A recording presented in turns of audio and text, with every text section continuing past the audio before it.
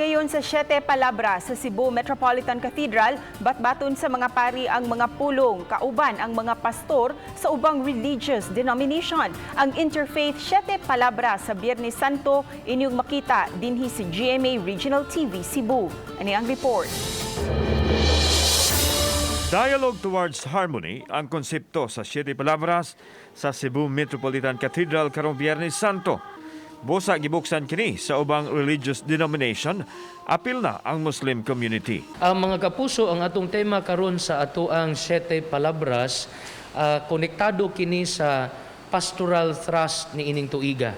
Di nagsentro kini og mahitungod sa ecumenism, no, an interreligious dialogue og indigenous people, no. Ang mga pari adunay makauban nga mga pastor o church leader sa ubang tinuhan nga mubasa ug mohatag sa ilang reflection human sa pagbatbat sa pulong sa atong Ginoo.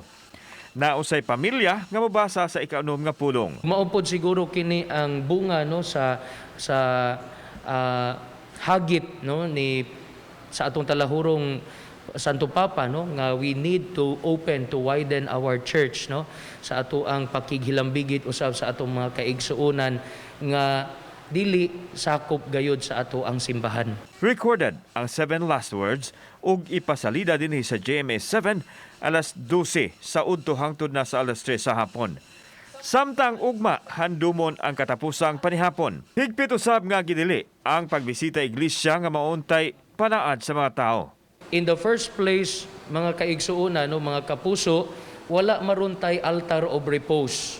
So, dili ta mo encourage nga magbisita iglesia kay wa may altar of repose. Wala may area sa simbahan nga diin kita makahimo og vigil, no. Ang Easter Vigil himuon alas 5 sa hapon nga panguluhan ni Cebu Archbishop Jose Palma. Uban ang mga local government officials diin iampo ang kasulbaran sa problema sa COVID-19. Samtang sa Easter Sunday, wala na ipahigayon nga sugat kundi yanong misa lang ang himuon pinaagi gihapon sa social media. Kauban si Marlon Milgaso, ako si Alan Domingo. Balitang Bisdak.